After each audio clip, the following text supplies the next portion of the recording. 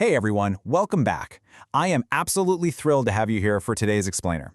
We are diving into a really profound piece of source text today, Dr. APJ Abdul Kalam's book, Transcendence My Spiritual Experiences with Pramukh Swamiji. If you're looking for a roadmap to, personal excellence, resilience, and just genuine inner peace, well, you are in the exact right place. We're going to break down the absolute core insights from this remarkable text, step by step. So, let's kick things off with a pretty fascinating question. How did one of India's greatest scientists find his ultimate mentor in a spiritual guru? It's such a beautiful and honestly unlikely synergy. On the one hand, you have Dr. Kalam, a brilliant scientist, former president of India, born into a Muslim family, and on the other hand, you have Pramukh Swamiji, a revered Hindu spiritual leader who lived a life of ultimate simplicity. This isn't just a story about two famous figures meeting up. It's about a deeply transformative exchange of wisdom that literally transcends all boundaries. To really get how this connection started, we have to rewind to a super relatable, pivotal moment in Dr. Kalam's career. Before he was the totally unflappable leader we all remember, Kalam actually went through a period of severe frustration and workplace depression. He was struggling to find solutions, he was snapping at colleagues, and just feeling completely overwhelmed. But then, he tried something different. He sat down, closed his eyes, and meditated for just 30 minutes. And in that half hour of deep breathing, he connected with a hidden inner strength he hadn't even realized he was missing. It was a complete turning point, and it's actually what sparked his whole desire to go meet Pramukh Swamiji in the first place. So, we're going to treat their insights like a highly actionable mentor's playbook today. Here is our agenda. First, we'll cover the scientist and the saint.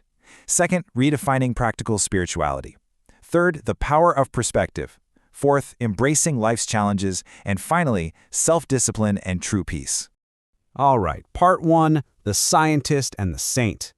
Let's look at how this relationship built up over time. Because Dr. Kalam's open-mindedness didn't just happen overnight, right? It actually started way back during his childhood in Ramaswaram. His father would sit and drink tea with temple priests every single evening, just discussing the issues of the day. And that instilled this really deep respect for interfaith dialogue early on. Decades later, on June 30, 2001, Dr. Kalam officially met Pramukh Swamiji in New Delhi. Kalam was just completely struck by the Swamiji's absolute simplicity. I mean, the man possessed no great wealth, wore simple clothes, and just radiated peace. That single meeting sparked a 13-year friendship and mentorship that profoundly influenced Kalam, even helping to shape massive national initiatives like Vision 2020. Moving right along to part two, redefining practical spirituality. When a lot of people hear the word spirituality, they immediately picture someone giving up all their worldly possessions and moving to a monastery. But Kalam and Swamiji argued the exact opposite. They viewed spirituality as a highly practical tool. It's about discovering your inner strength and connecting with a higher power right where you are, in the middle of your everyday life. So it's just as beneficial for a student cramming for exams, or an office worker trying to hit deadlines, or a homemaker managing a busy house, as it is for a monk. It's really just about unlocking your potential in your daily routine. And this practical mindset completely flips how we view our daily choices, especially when it comes to the battle between happiness and pleasure. Think about trying to lose weight, for example. Pleasure is eating whatever you want and skipping the gym. Sure, it feels amazing for a few minutes, but eventually you're unhappy with your health.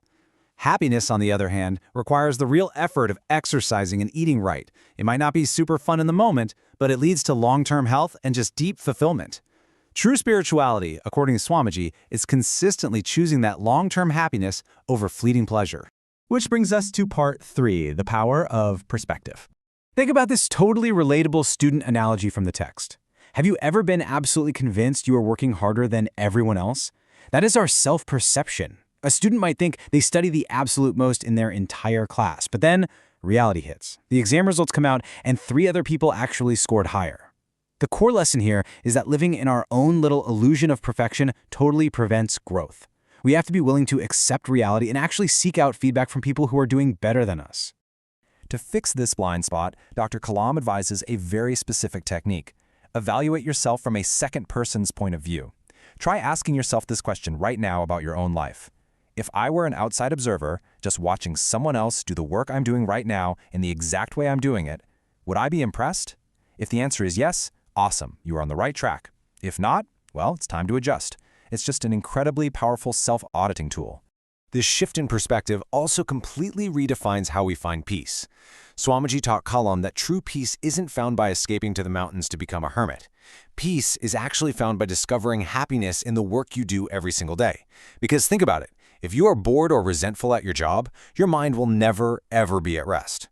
Plus, just like sharing knowledge multiplies knowledge, sharing peace multiplies peace. It's an active, engaging state, not just some passive retreat from society. Up next is part 4, Embracing Life's Challenges. So how should we view obstacles? The text makes it crystal clear, avoiding a challenge guarantees you will remain entirely stagnant. You just stay exactly where you are. But if you embrace a challenge, only 2 things can happen. You win, which obviously elevates you to a whole new level of success, or you lose, which means you just learned a vital new lesson that makes you way smarter for the next attempt. Either way, by stepping into the arena, you grow. And honestly, nobody embodies this better than Dr. Kalam himself. This explainer just wouldn't be complete without the story of his ultimate pivot.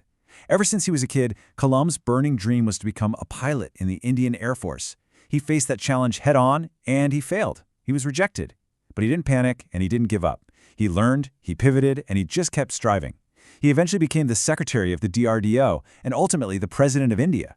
He refused to let one lost challenge define him. Instead, he used it as fuel for his next massive elevation. So, how do we practically tackle our fears the way he did? The source text gives us this brilliant mountain analogy. Imagine there's a massive mountain totally blocking your path. Step 1, do not panic, and whatever you do, don't just stare at it and worry. Step 2, sit down calmly. Step 3, look for a structural solution to break that mountain down into manageable pieces. This is the exact blueprint successful people use. They don't magically make the mountain disappear out of thin air, right? They systematically dismantle it through calm, structured thinking. Finally, we reach part 5, Self-Discipline and True Peace. With self-discipline, almost anything is possible. What a truly powerful quote from Dr. Kalam. The text heavily emphasizes that discipline is the ultimate antidote to laziness. Remember our point earlier about happiness versus pleasure? Well, discipline is the engine that drives you to do the things you probably don't want to do right now, like studying hard or putting in those extra hours, all for the sake of massive future success. Without discipline, the rest of these lessons simply fall apart. But that discipline has to be guided by a noble purpose. And that brings us to this guiding mantra from Pramukh Swamiji Maharaj: "In the joy of others lies our own." When Dr. Kalam was faced with the truly monumental challenge of designing Vision 2020 to solve India's poverty, he leaned heavily on this exact advice. The solution wasn't just economic, it was deeply human. The whole goal was to teach the youth to be job creators, providing for others, rather than just job seekers. Because when you create joy and opportunity for the people around you, your own life becomes immensely fulfilling. Okay, let's rapidly summarize the core playbook we've just extracted here. Let's run through these.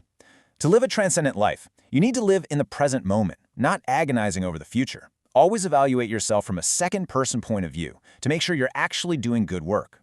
Multiply your peace by actively sharing it with society. Constantly accept challenges because you're either going to win or you're going to learn. Master your self-discipline to defeat laziness. And above all else, face your mountains calmly and be entirely fearless. Now, as a quick informational note included in the source text, the BAP Swami Narayan Sanstha hosted the Pramukh Swami Maharaj Shatabdi Mahotsav, which was a massive century celebration from December 15, 2022 to January 15, 2023 in Ahmedabad. The source highlights this socio-spiritual organization's event as a key gathering designed specifically to inspire hundreds of thousands of people toward the exact kind of ethical, fearless, and joyful living we've been exploring today. Which brings us to our final point, and a question I really want to leave you with right now. You've seen the framework. You know exactly what mountains and challenges are standing in your way today. The only question left is, are you going to avoid them and stay exactly where you are? Or will you calmly break them down and use them to reach your absolute next level? The choice, as Dr. Kalam and Swamiji showed us, is entirely up to you. Thank you so much for joining me for this explainer. Stay focused, stay disciplined, and I will see you next time.